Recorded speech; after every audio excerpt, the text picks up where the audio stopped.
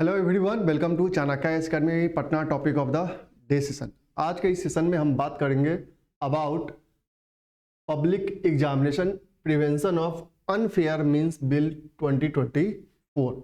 Recently इस bill को introduce किया गया है by the union minister Jitendra Singh in the Lok Sabha.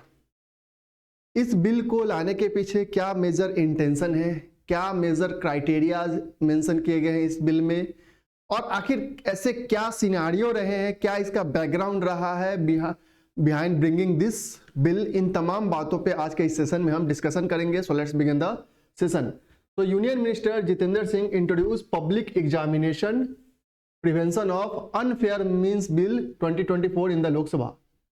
This bill mandates a maximum jail term of 10 years and a fine of up to Rs 1 crore for malpractices and irregularities in competitive examination। कि जो competitive examination conduct किए जा रहे हैं उसमें paper leak से संबंधित, OMR seat से जो इश्यूज होते हैं, या फिर जो भी मैल प्रैक्टिसेस होते हैं या इरेगुलरिटीज हैं उन एग्जाम में, उससे रिलेटेड इसमें जो प्रावधान किए गए हैं उसमें अगर कोई कन्विक्ट पकड़ा जाता है, कोई इंस्टीट्यूशन उसमें इन्वॉल्व हो तो उसे 10 साल की सजा और मैक्सिमम 1 करोड़ का फाइन उस पर लगाया जा सकता है। यह इंटेंशन क्या है? तो बेसिकली एग्जामिनेशन जो सिस्टम है, कॉम्पिटिटिव एग्जाम सिस्टम है, उसमें जो सिंसियर स्टूडेंट्स हैं उनके फ्यूचर को सिक्योर करना है, और जो ये इरेगुलरिटीज और मैल प्रैक्टिसेस है एग्जामिनेशन सिस्टम में उसे खत्म करना है। अब हम बात करते हैं सबसे पहले बैकग्राउंड की, कि आखिर इस बिल का जरूरत क्यों पड़ा, क्या ऐसे डाटाज हैं प्रीवियस ईयर्स के जिसके कारण से यह बिल को लाना बहुत ही ज्यादा जरूरी था। तो हम बात करते हैं, this bill comes in the backdrop of cancellation of a series of competitive exam such as teacher recruitment exam in Rajasthan, common eligibility test for group D post in Haryana, recruitment exam for junior clerks in Gujarat and constable recruitment exam in Bihar following the question paper leaks. तो ये लगातार जो इतने सारे exam cancels हो रहे थे जिसमें स्टूडेंट्स का जो भविष्य है वो अंधकार की ओर जा रहा था। तो बेसिकली क्या है कि इन एग्जामिनेशन में जो पेपर लीक्स की समस्या आ रही थी, जो मैल प्रैक्टिसेस के सिनेरियो देखे जा रहे थे, उन सबको कंट्रोल करने के लिए और इस जो इरेगुलरिटीज है एग्जाम में उसे ठीक करने के लिए बेसिकली इस बिल को लाया गया है। अगर आप डाटा के अकॉर्डिंग हम बात करें, as per various reports, more than 1.5 crore students have been affected by paper leaks from 2016 to 2023। कि बीते लगभग 7 सालों में 1.4 करोड़ जो स्टूडेंट्स हैं वो अफेक्ट हुए हैं due to the paper leak of examination papers. More than 70 cases of question paper leaks have been occurred in the same period, and at least a dozen recruitment drives have been cancelled owing to paper leaks in the state between 2018 and February 2023। और लगभग more than a dozen कह सकते हैं जो recruitment drives थे वो cancel किए गए हैं क्योंकि उसमें पेपर लीक हो जाते थे पहले ही। Since 2014, 615 accused have been arrested in connection with 33 cases of government recruitment paper leaks। और देख सकते हैं कि 2014 से लेकर अभी तक लगभग 615 जो एक्यूज्ड हैं उन्हें वेरियस केसेस में, 33 केसेस में, गवर्नमेंट रिक्रूटमेंट के केस में उन्हें गिरफ्तार किया गया है। तो इन सब जो आप सिनारियो देख रहे हैं, जो कॉम्पिटिटिव एग्जाम जहां पे सिंसियर स्टूडेंट का जो फ्यूचर है वहां पे वो डिसाइड होता है, वहां पे इतने सारे मैल प्रैक्टिसेस थे तो उन्हें हैंडल करना बहुत ही इंपॉर्टेंट था, क्योंकि हमारे जो सिंसियर स्टूडेंट है वही हमारे कंट्री के आगे फ्यूचर होने वाले हैं, और उनके साथ ही प्रेजेंट में खिलवाड़ होगा तो फिर वो कैसे वो अपना फ्यूचर सिक्योर कर सकते हैं। गवर्नमेंट का ये बिल इन्हीं इंटेंशन के साथ इंट्रोड्यूस किया गया है। No specific substantive law. At present क्या स्थिति थी? At present there is no specific law to deal with unfair means adopted or offenses committed by various entities involved in the conduct of public examination by the central government and its agency। अभी तक कोई ऐसा specific law इस चीजों को deal करने के लिए नहीं था। हाइलाइट्स ऑफ द बिल की हम बात करते हैं, क्या मेजर ऑब्जेक्टिव है बिल का? To bring greater transparency, fairness and credibility to public examination system, to reassure the youth that their sincere and genuine efforts will be fairly rewarded and their future is safe.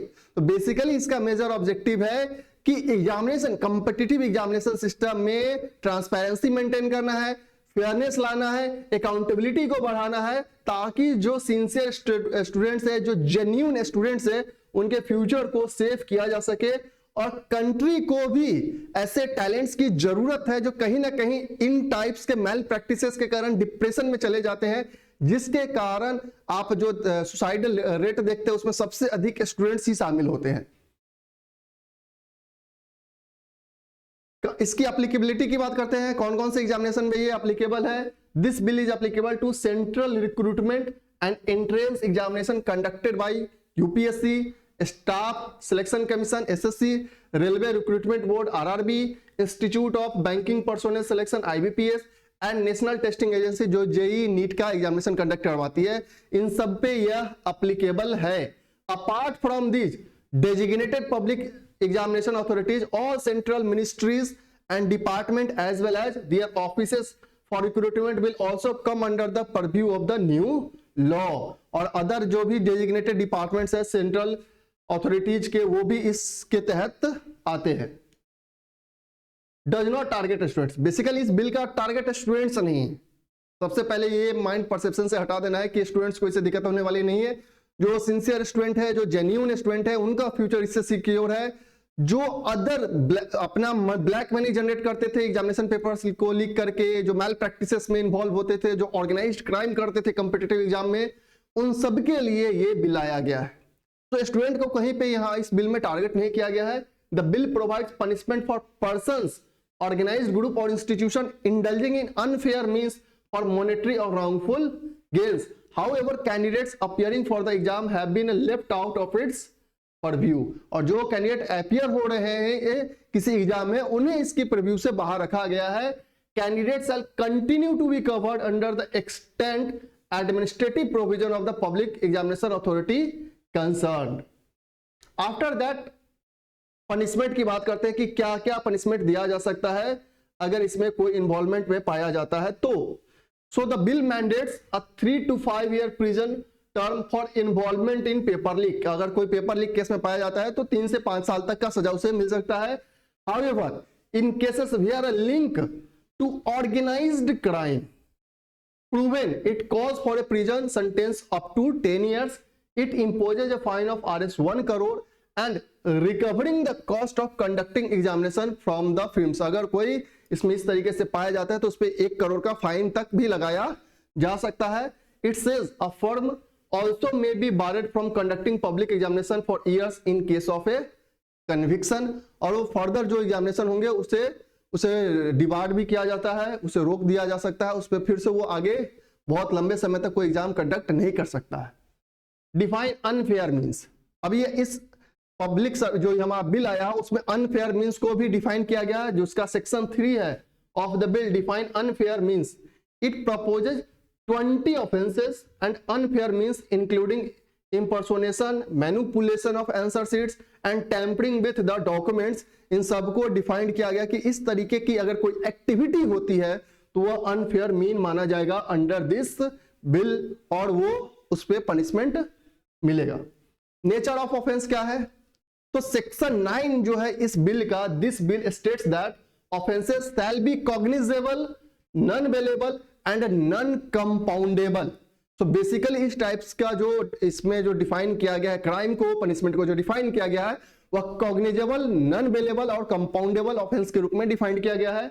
Investigation कौन कर सकता है, the bill proposes that officers not under the rank of deputy superintendent of police और assistant commissioner of police must head up such matters। The government under the bill also hold the power to send the probe to a central agency। In essence, this free up to the police to act on its own and arrest suspect without a warrant। तो इस तरीके से इन पे investigation भी चलाया जा सकता है। आफ्टर दैट हम बात करते हैं एक high level national technical committee on public service examination भी प्रपोज किया गया है इस बिल में। This bill proposes the formation of a high level national technical committee on public examination that will make a recommendation to make computerised examination process more secure, क्योंकि अब बहुत सारे जो एग्जाम है अब कंप्यूटर के थ्रू होते हैं, ऑनलाइन हो रहे हैं, तो इसके लिए एक high level national technical examination जो कमिटी है उसका एस्टैब्लिश करने के लिए इसमें प्रपोजल दिया गया है।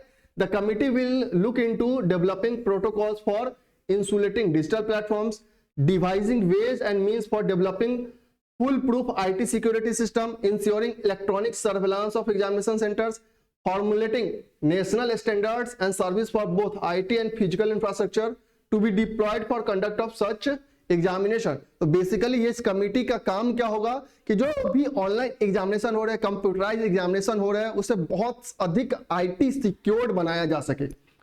Model draft for states, while the provision will be binding for central public examination authorities, it will serve as a model draft for states, और states भी चाहे तो इसे ऑप्ट कर सकते हैं।